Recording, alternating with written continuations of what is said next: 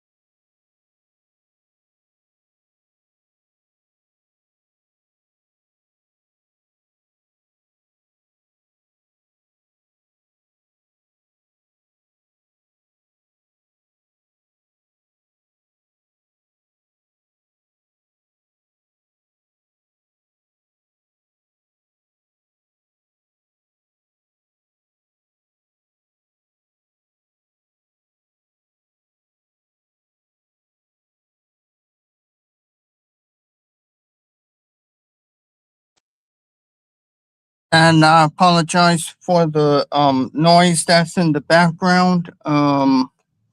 The I'm outside of the house. But yeah,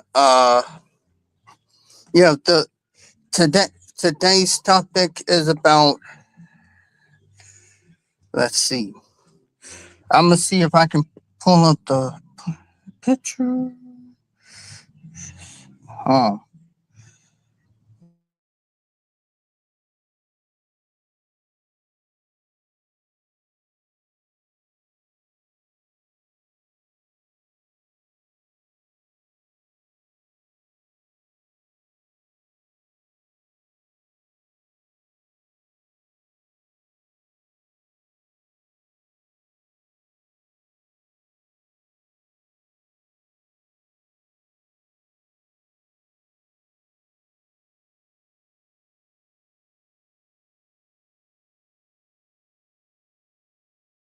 For some reason, it won't let me bring up the picture. But yeah, today we're today we're talking about the unaliving of John and Quenya Pice Pice Pietrzak. That's what the live stream is about today. Um, as y'all know, this happened in October of 2008. And it was shocking to hear, but this happened. But when this happened, it was it was sad. It was sad, and um I guess what I'm trying to say is it was really, really sad that the couple had uh, that had to endure this, because in reality they didn't deserve what happened to them. And and also, um what hap- when it happened,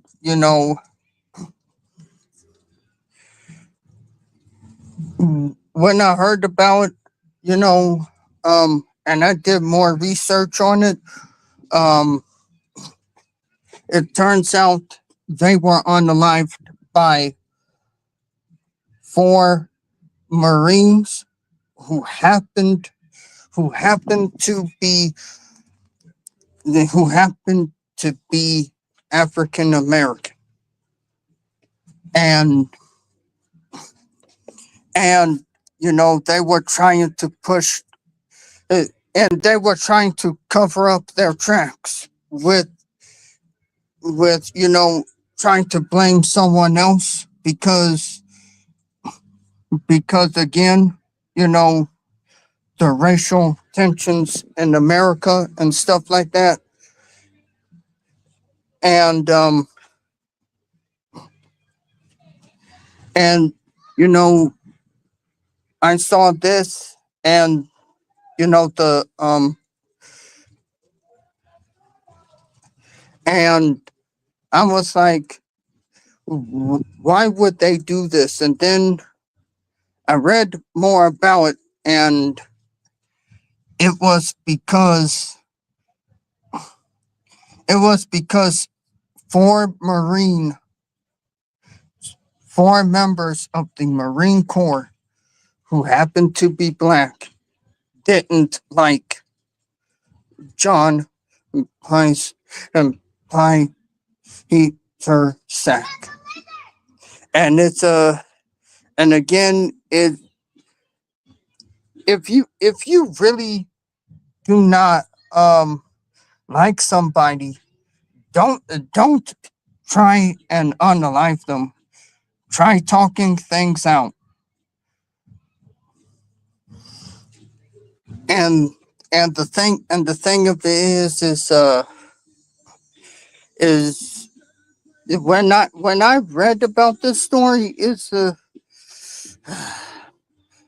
and everyone, I apologize. I tried to bring up I bring up a picture of them so I can show it to y'all, but somehow it's not letting me do it. Um yeah. And again, this is legitimately this is legitimately sad. Um because I believe this should never had happened, because at the end of the day, just because you don't like someone, that doesn't mean that you should go ahead and just, take their lives or their loved ones. And I also read in this, um,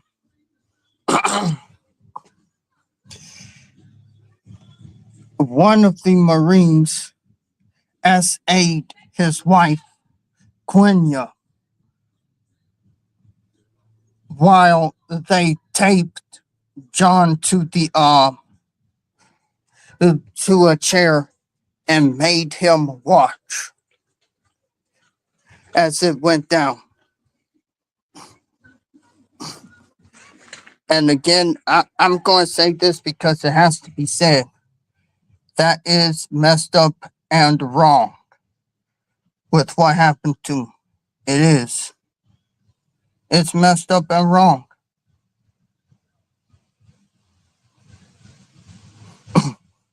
And I'm here it is.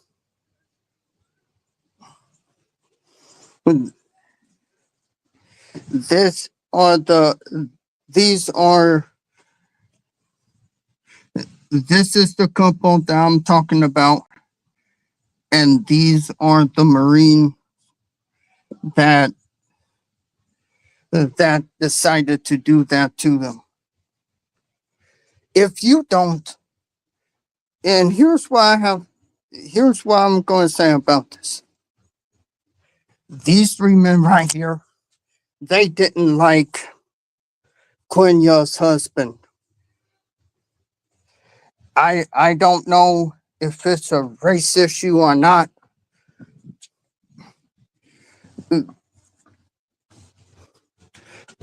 This, but this right here, this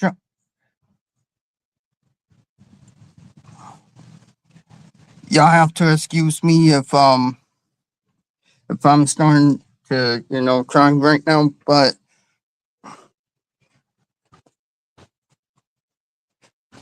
I'm just going to flat out say it. They did not deserve what happened to them. They really didn't. What happened to them was messed up. It was.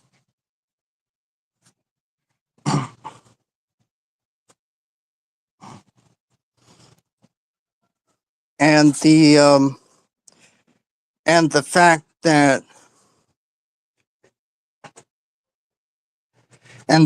that this happened, and the three at the bottom tried to cover it up so someone else will take the blame for it. Uh, That is legitimately messed up. It really is. Um, Hang on, everyone. I'm going to see if I can bring up a video. Hopefully, it won't take me that long. I'll be right. So I'm going to be right back, and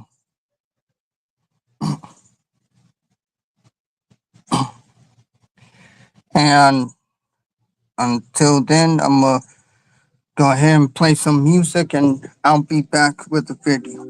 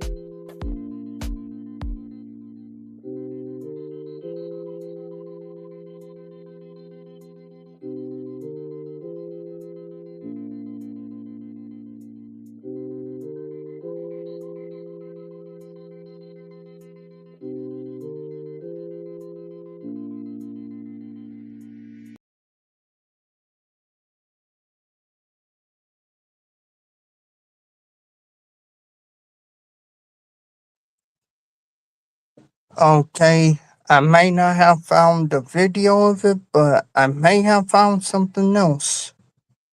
Hang on, let me see.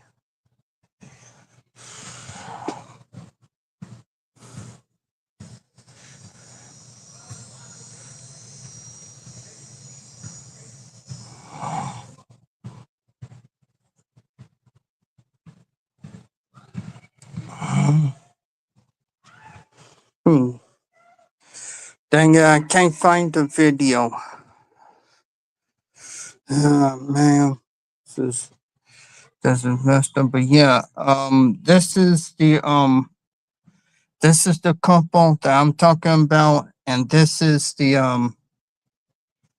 and these are the Marine soldiers that did what they did, and to me,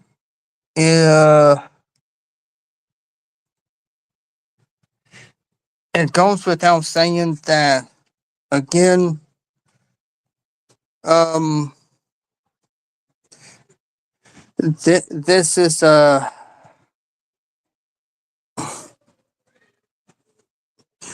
and the fact that this happened, bef- you know, during their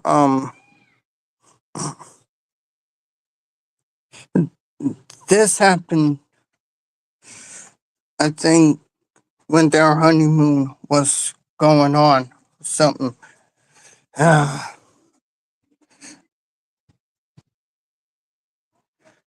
really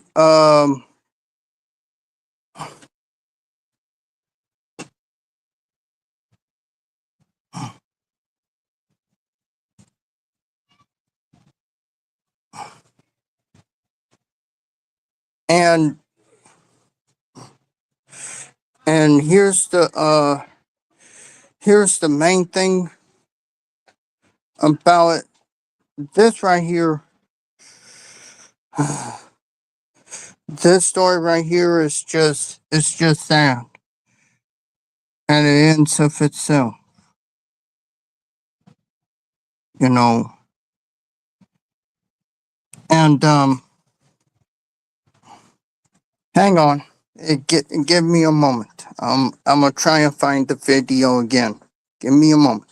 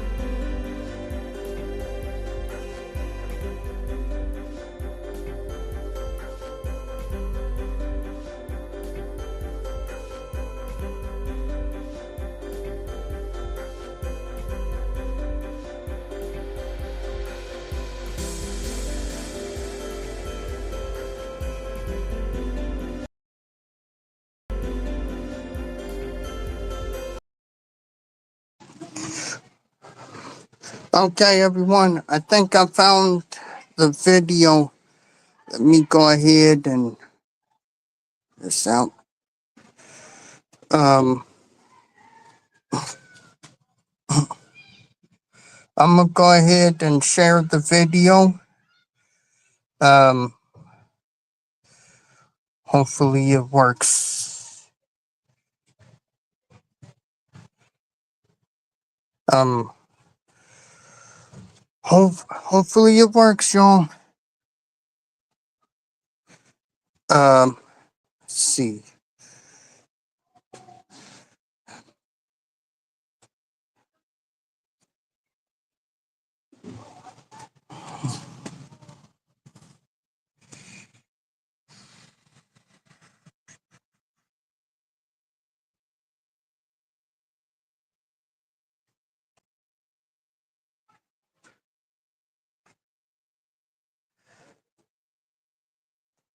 And let's see.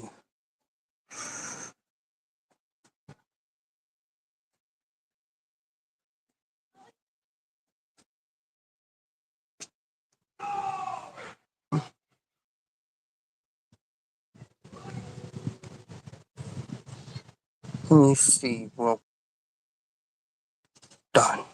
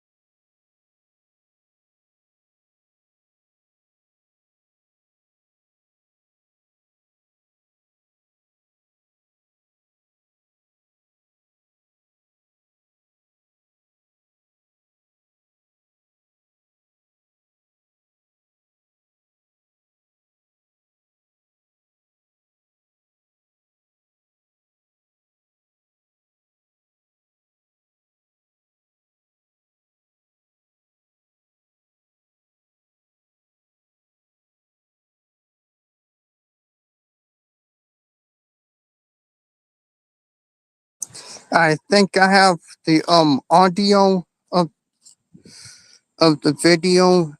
So what I'm gonna do right now is I'm gonna mute my mic and let the audio play.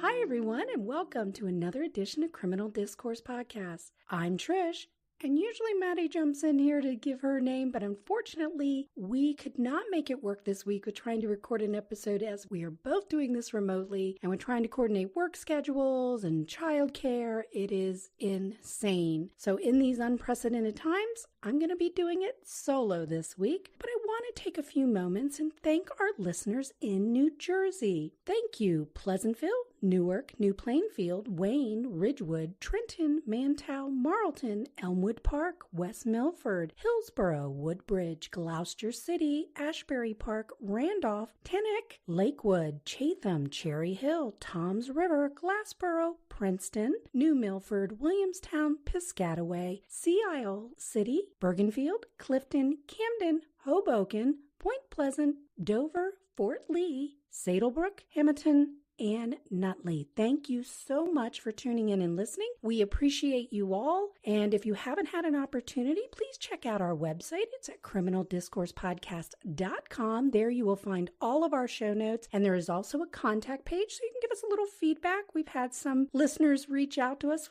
with some very nice things to say and to give us some case suggestions. And we've done a few of them. I think the most recent one was, Julius Jones from Oklahoma City. That had come from Mandy, a listener out in Oklahoma. Also, you can check out our Facebook page. It's a Criminal Discourse Podcast, and we do have an Instagram page. It is Criminal Dis Pod, D-I-S. So this episode takes place in Riverside, California, specifically near Camp Pendleton, which is located adjacent to Oceanside, California. Camp Pendleton is the largest West Coast base of the United States Marine Corps, established in 1942 to train Marines for World War II deployment. It was named after Major General Joseph Henry Pendleton, who had advocated for a permanent base of operations on the west coast of the United States, specifically for Marine training. His hard work paid off, and Camp Pendleton was formally established in 1944. So on the morning of October 16th, 2008,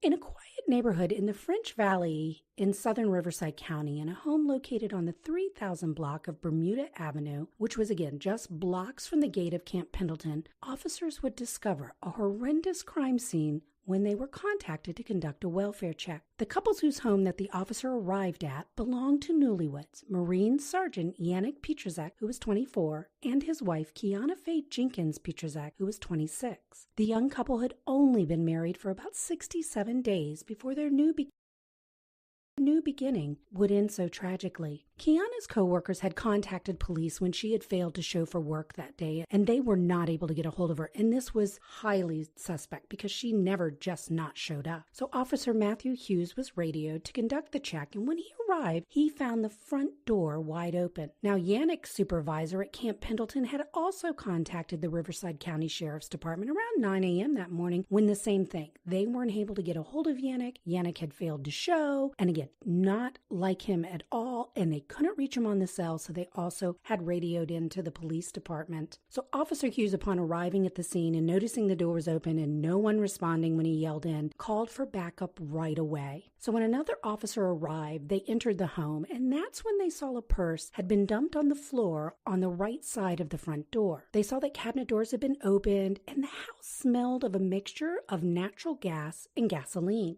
When the officers entered the living room, they found the lifeless bodies of Quiana and Yannick on the floor. Yannick had been beaten prior to his death. He had bruising on his right side and on his back, where you could clearly tell shoe patterns had been left, indicating that he had been stomped on so hard that they were able to leave impressions. Both of Yannick's wrists were duct taped, and his right wrist had been secured to his ankles, which were both bound by red duct tape. A sock had been placed over his mouth and was secured with more duct tape. He was found in a kneeling position with his head down facing a pillow. Quiana's clothes had been removed, and her wrists had also been duct taped behind her using the same red duct tape. A sock had been placed over her eyes and secured by the same tape. And it appeared that she may have been a victim of a sexual assault, as a vibrator and a red candle were found between her legs. When the vibrator would later be tested for DNA, it was Quiana's DNA. Both had been tortured, and each shot in the head, execution style, at close range. Quiana had been shot in the upper back of her neck, and another gunshot had entered the right side of her forehead. Now, Yannick had 3 gunshot wounds to his head, 1 to the left ear, 1 to the right cheek, and 1 to the back of his head. Police could see that the home had been ransacked, and whoever committed these murders had also tried to light the house on fire, as there was evidence of several small fires had been set, but apparently they had not taken. A gas can would be found in the kitchen. Police could also see multiple sets of shoe prints left throughout the house, as the perpetrators had dumped alcohol all over the floors to try to light the fires. There were at least 3 sets of distinct shoe print patterns left on the floor. Racial slurs had also been spray painted around the house, and the letter C had been spray painted on Quiana's stomach. You see, Yannick and Quiana were an interracial couple. Jenkins-Pietrzak was born in Poland and raised in the Bentonhurst area of Brooklyn, New York, when his family immigrated to the United States when he was 11 years old. After the terrorist attacks on September 11, 2001, Yannick joined the Marines in 2003, always wanting to serve in the military and give back to his adopted country. Yannick ended up serving in Iraq from July 2005 to February 2006 as a helicopter mechanic. He was then transferred back to the United States in 2006 and stationed at Camp Pendleton and worked as a helicopter mainframe mechanic with the Marine Medium Helicopter Squadron. Quiana Faye Jenkins had met Yannick in 2005 prior to him being deployed to Iraq, and they had met through a mutual friend who had attended San Diego State University with Quiana. Quiana had grown up in the San Bernardino area and was a 2005 graduate of San Diego State University, where she had earned a master's degree in public health. She worked as a counselor at the Riverside County Infant Care Program and had aspirations of studying to become an anesthesiologist. The young couple had gotten married on August 8, 2008. Her mother had said in an episode of NCIS Investigations, which aired on CBS, that Quiana had set the date of their wedding so Yannick would always remember their anniversary, 8808. So smart. So back to the investigation. Riverside Sheriff's Office investigators Sergeant Gary LeClaire and Benjamin Ramirez, along with NCIS Special Agents Matthew Timmons and Heidi Schumacher, worked the Pietrzak murders together. From the beginning, investigators knew they were looking for at least 3 perpetrators based upon the shoe impressions found in the entryway of the home. And 2 of the shoe impressions belonged to someone who wore Nike Air Force One sneakers and also Nike Cortez sneakers. Now, there were no shell casings found at the scene, which meant that the shooter had either used a revolver, because they don't leave casings, or had taken the time to pick up the shell casings. A knife would be found on the table in the living room, but didn't look to have any DNA on it. There were also open bottles of alcohol poured on the floor. Now, investigators noted that Quiana's wedding ring and engagement rings were missing, and Yannick had an expensive Movado watch that was gone, and a diamond pearl necklace belonging to Quiana was also missing. Along with all that jewelry, there were an earring and bracelet set gone, a silver men's bracelet with a black inlay, a man's gold chain with a pendant attached, and a woman's gold necklace that was a 3-diamond pendant. Now, in the master bedroom, NCIS investigators noticed that Yannick's sea bag, and this is a bag where Marines store all their military gear in, was still in the closet. So it's a bag that if they have to deploy immediately, everything they're going to need is in that bag. And they felt that the only people that wouldn't really steal this was somebody who maybe already had one. So investigators found another piece of evidence from an ATM machine that was located less than a half mile from the back of Camp Pendleton. At 3:20 a.m. on October 16th, someone had used Quiana's PIN code to withdraw several $100s from the Pietrzak's joint account. Now, on the video, investigators could only see someone wearing a blue bandana over their face and gloves on their hands with the word mechanics written on them. The ATM machine happened to be on the quickest route someone would take from the Pietrzak's home to Camp Pendleton, or vice versa. Investigators started to focus on the military connection, looking into Marines who perhaps worked with Yannick, because they felt that there was just the fact that nobody took the go bag and it was so close located to Camp Pendleton. Is there somebody that targeted Sergeant Pietrzak? So 2 of Yannick's friends were talked to from the base, and they told investigators that Yannick was a talker. He liked to brag about his wife and the life they were building together and her accomplishments, and he talked openly about his reenlistment bonus that he had gotten of $30,000 and having lots of cash on hand at his house, along with all their wedding gifts. Now, Yannick, they found out, although a friendly talker, was also a strict sergeant when it came to his job. He wanted it done right. And he felt if they didn't do it right, lives would be at stake. He would rub some of the newer Marines the wrong way when he was on them for not doing their job correctly. These were Marines that Yannick supervised. Now, one name kept coming up during the investigation, and that was of Lance Corporal Tyrone Miller. He was under Yannick's supervision, and they often butted heads. So on October 24th, 2008, Yannick and Quiana were buried together in a full military funeral with a 21-gun salute.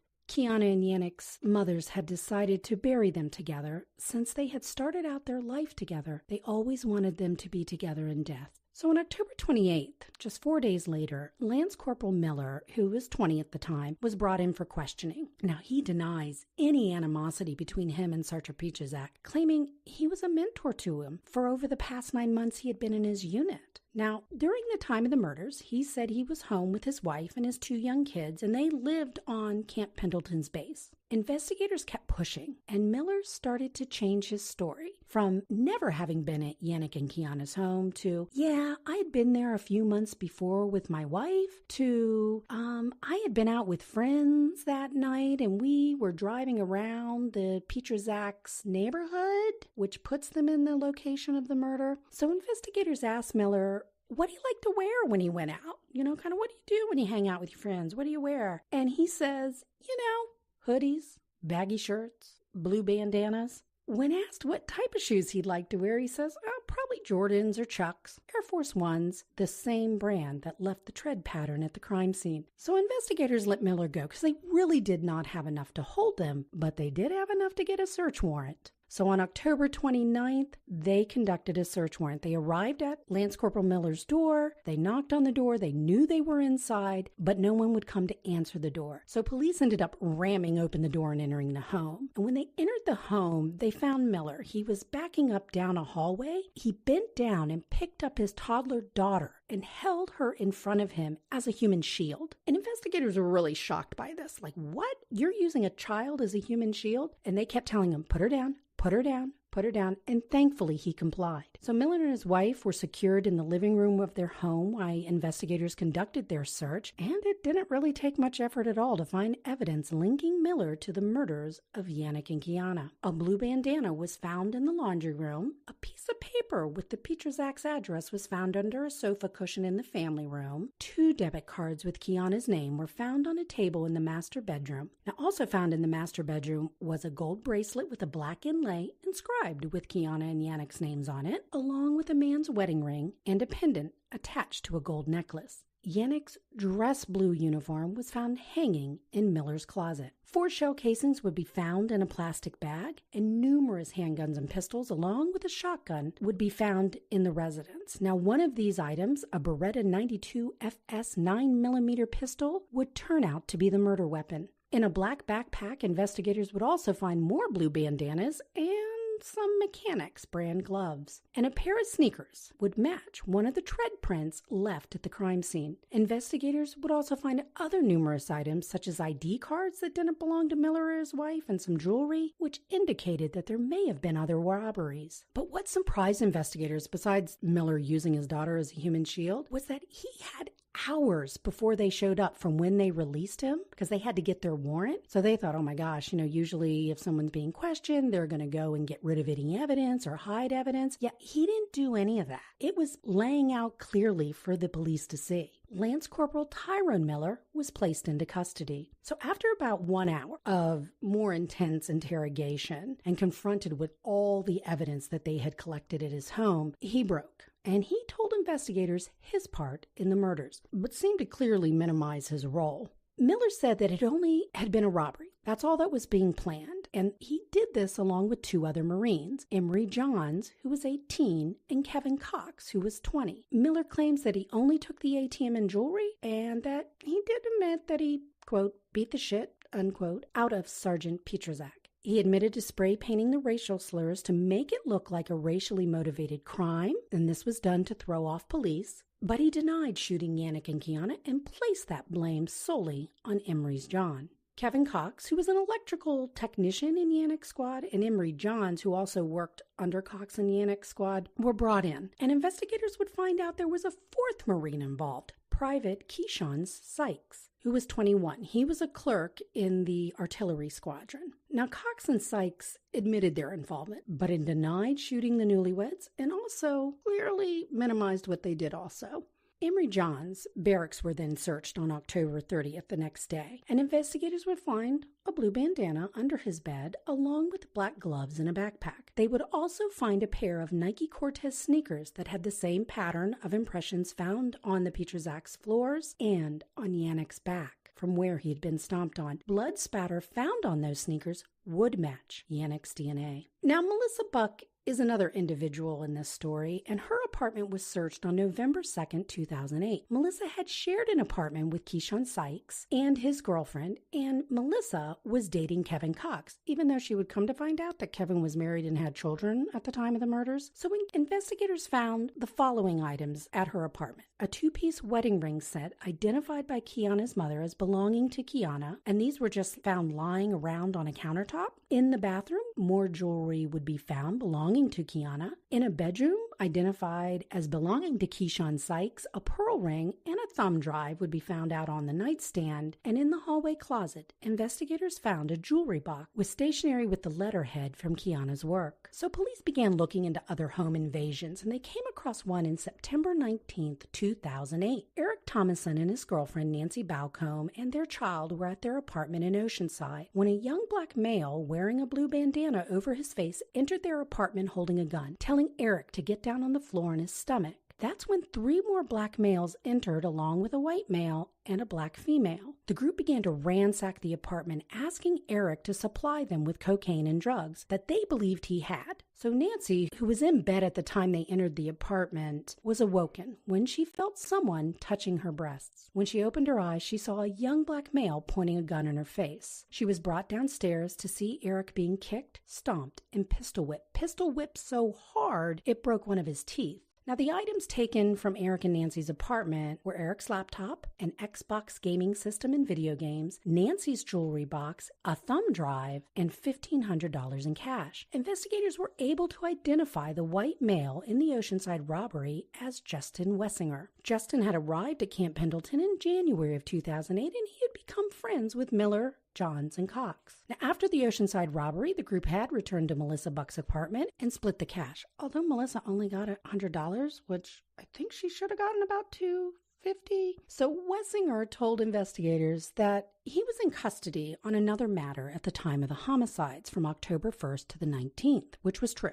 He then returned to work on October 20th, and that is when he found out about the murders, as Miller had filled him in on what went down that night, identifying Emery's Johns as the shooter, and that the group had tried to burn down the house by pouring alcohol and some type of sugary mixture on the floors, but it just wouldn't catch. I don't know what that sugary mixture is about. So Miller also told him that they had picked up the shell casings. Now, Wessinger would come to find out that the 92 FS handgun, 9mm handgun that was the murder weapon, is the one that he owned. He had left it in a backpack at Miller's residence before he was detained on October 1st. So police interviewed Kevin Cox, also on October 30th. And at first, Kevin denied even being with Miller and the other guy, saying, I was with Juanita, though he couldn't remember Juanita's last name or her address. And technically was dating Melissa Buck at the time of the murders and, also happened to be married with children. He then admitted that Miller, Johns, and another man, Keyshawn Sykes, had gone to the Pietrzak's home. So he admitted he'd gone, but he said, when we left, I was really, quote, fucked up, unquote, by that time. And so Cox claims he stayed in the truck until he heard the gunshots and then went inside and helped carry the bags out. But then he admitted that, I actually had been the one to ring the doorbell and get Yannick to turn off the alarm system that they had and answered the door. But then he claims, hey, I went back to the truck and just waited till they had to carry out the stolen goods. So what police figured happened on the night of October 15th, 2008? So this is based upon all of their interviews. So Melissa Buck claims that Miller, Cox, Johns, and Sykes had left her apartment around 10 or 11 p.m. that evening and returned closer to 4 a.m. carrying a shotgun and smelling like gunpowder. So the group had planned to rob the Pietrzak's residence, but when they were unable to sneak into the home, they had Cox go to the front door to see if Yannick would answer it, and the others lied in wait, wearing the blue bandanas and gloves. So when Yannick answered the door, they bum-rushed him, quickly hog-tying him and putting a sock in his mouth as a gag. Eventually, they did the same with Quiana once she was brought downstairs. So when they couldn't find the money they thought they would find, based upon Yannick's stories, they had begun to torture the couple so they could get Quiana Quiana's ATM PIN number. Yannick was stomped on by the group, as evidenced by the marks left on him. After removing the stolen goods to the vehicle they parked outside, they returned to the home. And that's when Millers and Sykes began to sexually assault Quiana in front of Yannick. After sexually assaulting Quiana with a sex toy on the table while her husband was made to watch, Johns did use a couch cushion as a form of a silencer and shot Yannick and Quiana in the head. Quiana was the last one to be shot. Then they tried to set small fires around the home in the hopes of covering up their crime. And when that didn't work, they just decided to spray paint the racial slurs to make it look like a hate crime. They left Sergeant Pietrzak bloody, beaten, and bound, while Quiana was left naked and bloody on the living room floor 90 minutes after they first entered. So police felt that there may have been another motive just besides robbery. As they discovered 2 days prior to the murders, Yannick had a conversation with Miller where he told him there was no chance of him being promoted, as he didn't feel he earned that distinction yet based upon his job performance. Or at least that's what Miller would claim in their upcoming trials. So all four, Miller, Cox, Johns, and Sykes, were charged with 2 counts of first-degree murder with special circumstances, as the murders were committed in the course of a robbery and sexual assault. All of them pleaded not guilty on November 20th, 2008. Now, all of them were dishonorably discharged from the Marines, and on February 2nd, 2009, the district attorney gave notice that he planned to seek the death penalty against all 4 defendants. Prosecutor Daniel DeLemon set out to show the juries the double lives that these Marines had led, with being soldiers during the daytime and criminals at night, committing numerous home invasions and burglaries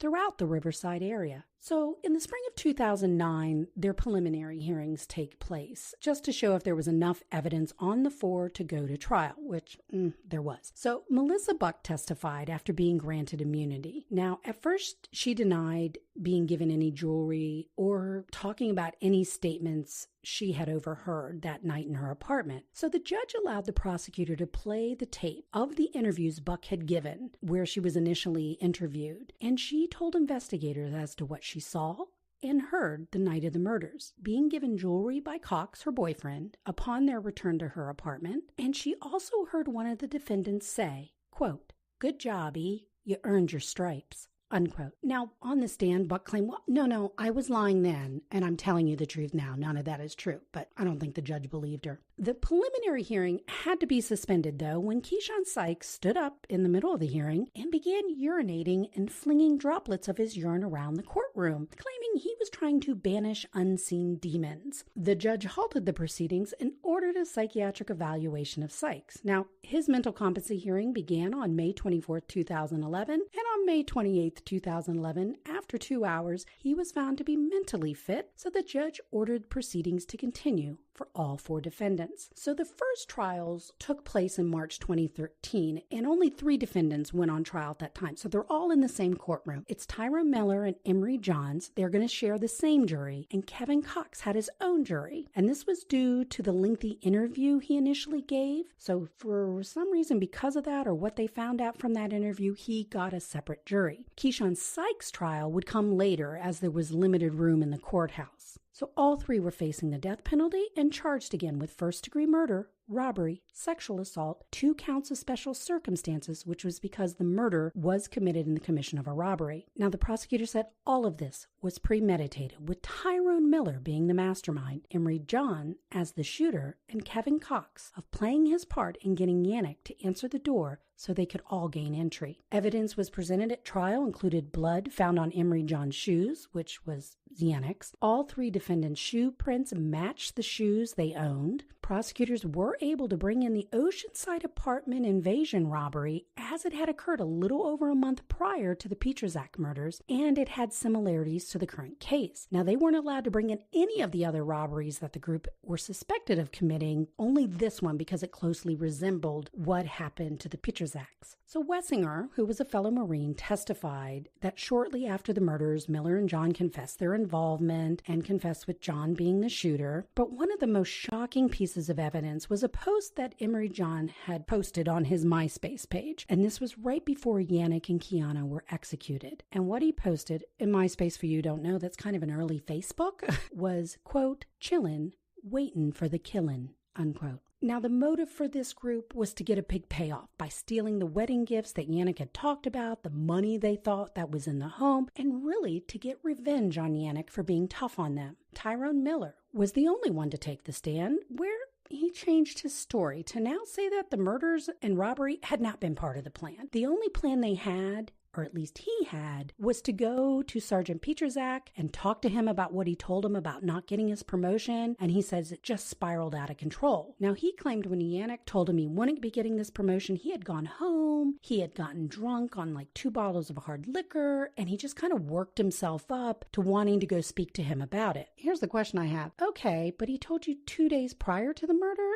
and you took 3 other men with you and a lot of guns. The defense of each of the men tried to argue that their client didn't really play a major role in the home invasion murders and should be spared the death penalty. After 4 months and less than 3 days of deliberations, the jury had come back with verdicts. All guilty, each of them convicted of first-degree murder. Emery Johns was convicted of being the actual shooter. Tyrone Miller alone was convicted of sexually assaulting Quiana with sexual penetration with a foreign object. Emery John, Tyrone Miller were sentenced to death. Kevin Cox was sentenced to life without the possibility of parole. Remember, he had his own jury. So one last trial took place in August 2014, and that is of Keyshawn Sykes. He was now 24. And during that trial, Keyshawn, whose nickname was Psycho, admitted to cutting off Quiana's clothes, but downplayed the rest of his involvement. He was convicted of 2 counts of first-degree murder with special circumstances and 1 count of sexual assault after less than 2 hours of jury deliberations.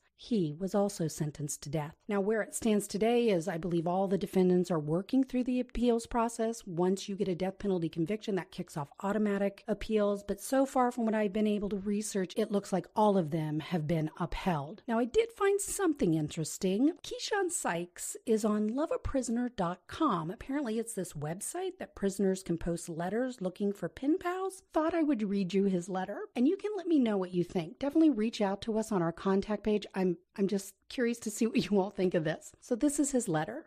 Smile? Why? Because you make me smile.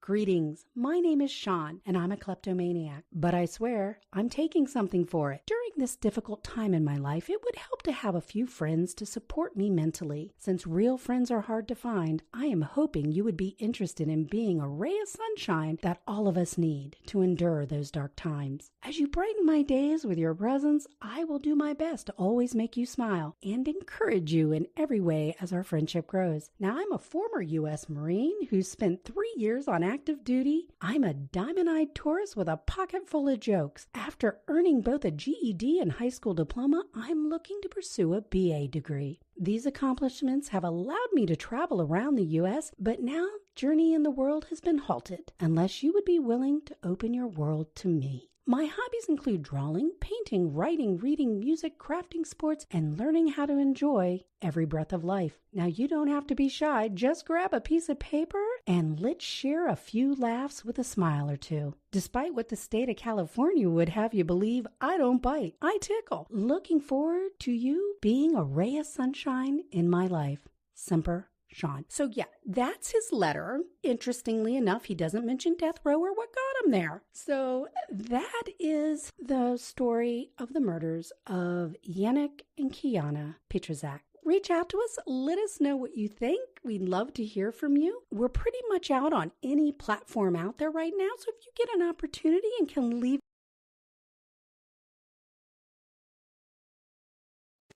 Hey, yeah, so that is the story of, yeah, everyone. So that's the story of the Guy Terzak murders. But yeah, again, this is a sad story and everything, and I'm gonna say this. This is really, really, this was really messed up with what happened to them. It really is because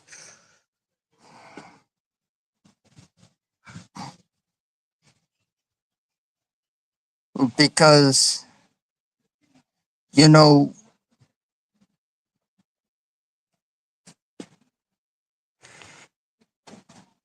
they and the fact that they try to cover it up and make it, and the fact that the people who were involved in Yan and Quina's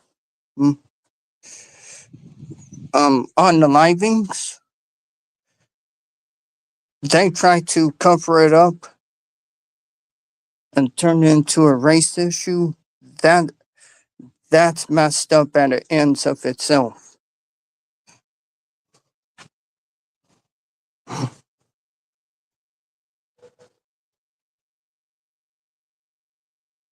And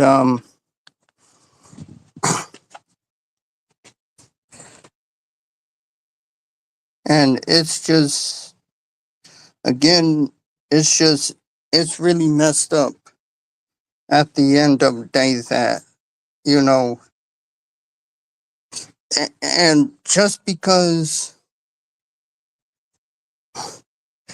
and here's another thing, just because you want, and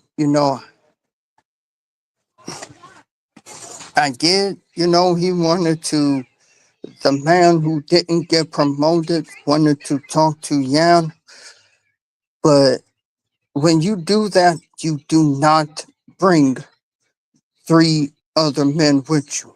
You go alone.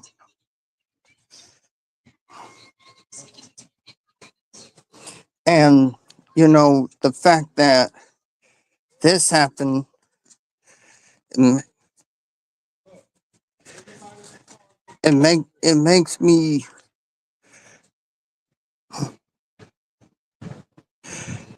it makes me have an understanding that,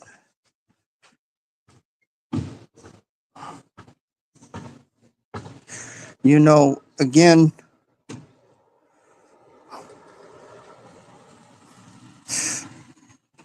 Yan and Quenya, they were good people. And hang on,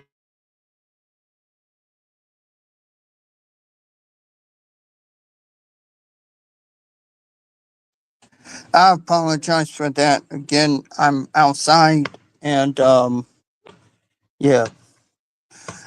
But yeah, just because just because you know you didn't get you didn't get what you want, that doesn't mean that you have to go ahead and take their life. And take his life and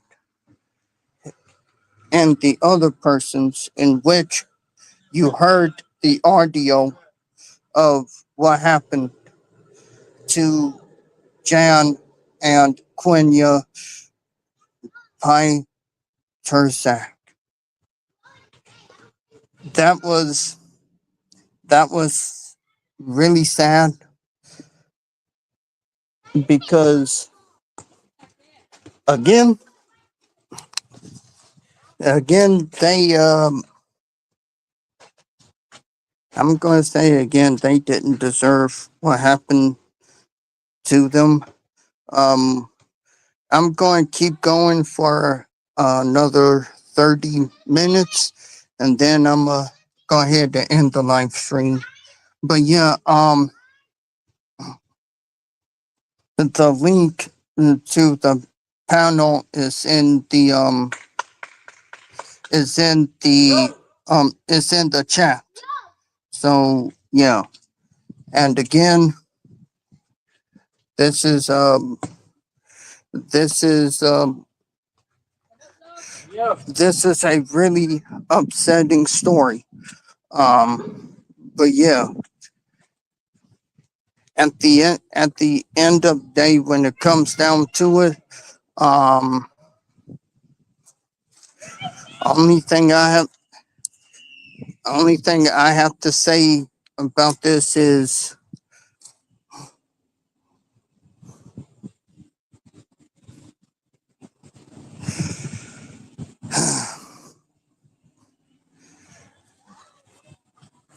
this is a really, really messed up story. And at the at the end of the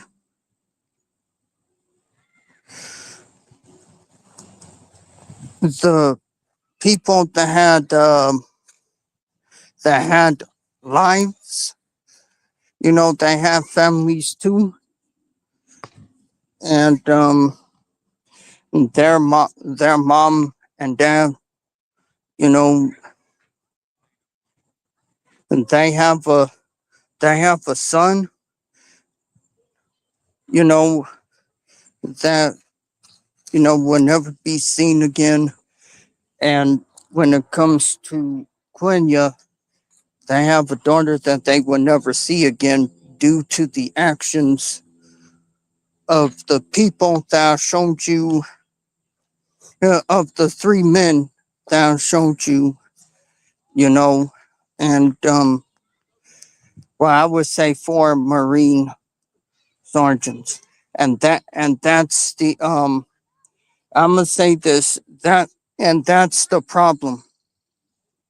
That during the cases, you never hear those that were responsible had have any empathy for them at all. But yeah, this is a really, really sad story. And again, I'm sorry about the noise that is out here. I'm outside. I'm outside of the house, but yeah, um, this is really a legitimate messed up story. Um, and I want to apologize to y'all for taking so long to find the audio to this story. But yeah, once again, this is really upsetting. It really is. Because again,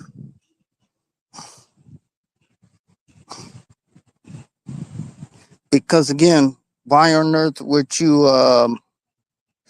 why on earth would you take away somebody's life for? Why would you do that? That is that is legitimately messed up and wrong. Um, and also when it contains to this story, and yes, this is a black femicide story as well, because again, a black woman had her life taken in the process. So yeah, at the end of the day, when it comes down to it,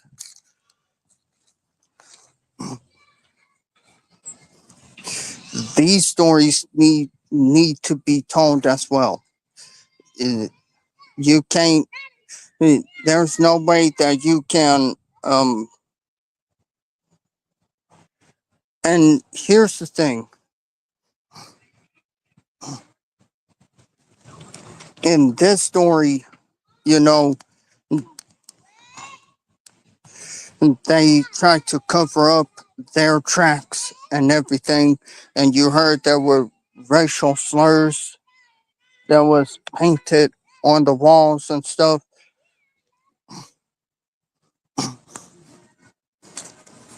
and trying to blame someone else. And then, and then, I'm I'm going to say this too, because this is, at the end, this is legitimately messed up. There's no way around. It is and always will be legitimately messed up.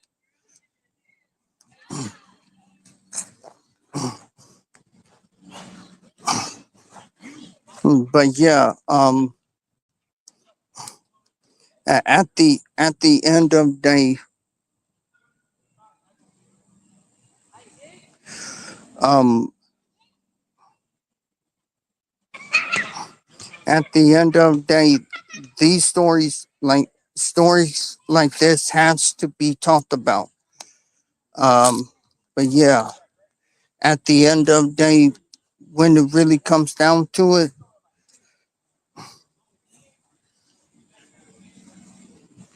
and I understand, you know, not getting that promotion and everything else, but once again, you can't you can't just you know you go ahead and want to talk to someone and then bring other people with you. If you have a problem with the man or your boss, or if you're in the military, if you have a problem with your platoon leader, or you have a problem with your colonel that's overseeing, how you're doing and everything, you talk to them. Do not bring anyone with you. Go and go by yourself and talk to them. But yeah, like I said, overall, this is a really sad story. Um, and again, this is uh, this is legitimately sad. And once again, I'm going to say this. Um, that and I also understand that Jan,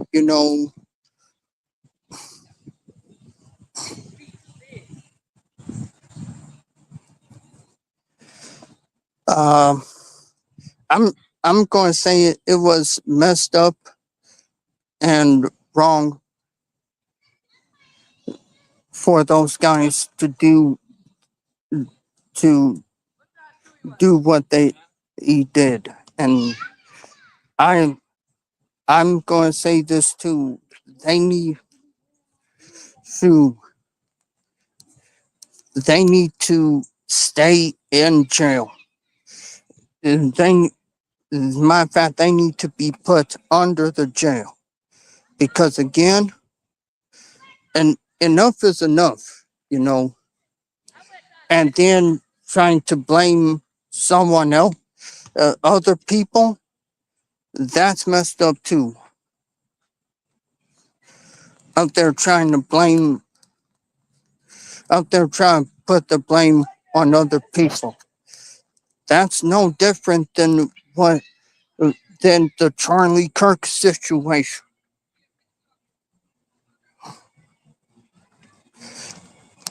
And the thing of it is that when you done something wrong, you should own up to it, because this is legitimately messed up. Um,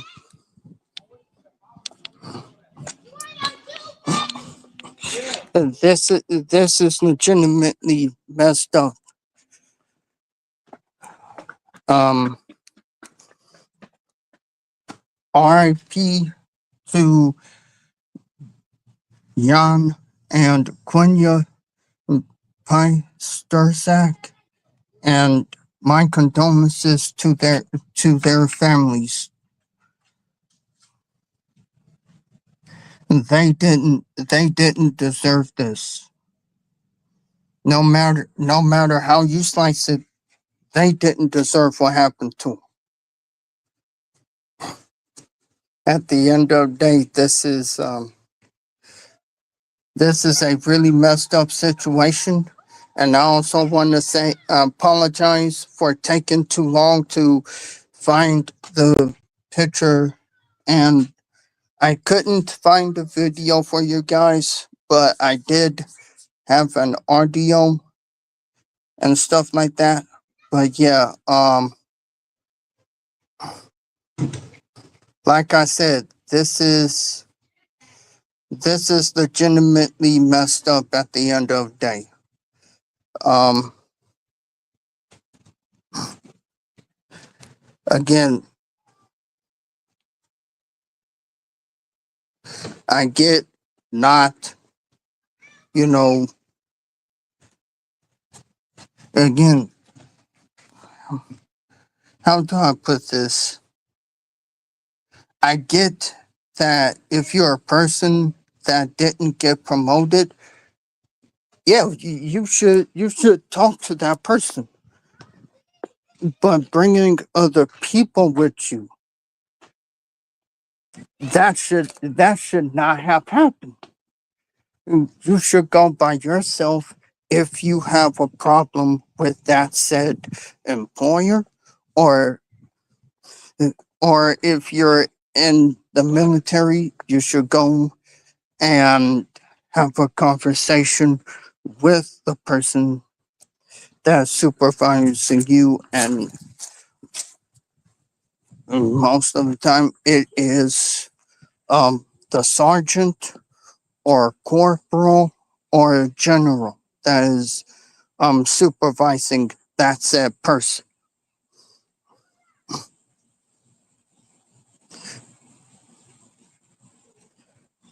And I'm going to say this too because Jan and, well, Juan and Quenya should be here right now.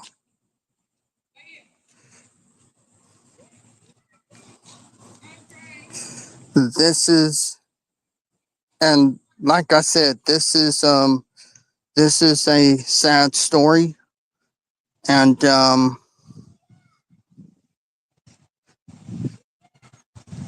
and this should never have had happened. But yeah, once again, this is a story of black femicide. Even though her husband was unalived right beside her, still yet this is also a black femicide. And with that, I'm gonna go ahead and end the video. Um, I want to thank y'all for coming. Make sure to like, comment in this video, leave your thoughts in the comments. IRP to Juan and Quenya. Again, RIP to Juan and Quenya. Hi, Zach. And my condolences go to the families, to both of their families. And I will see y'all next time. Love, peace, and happiness. Make sure y'all stay safe out here. And we'll see y'all next time. Peace.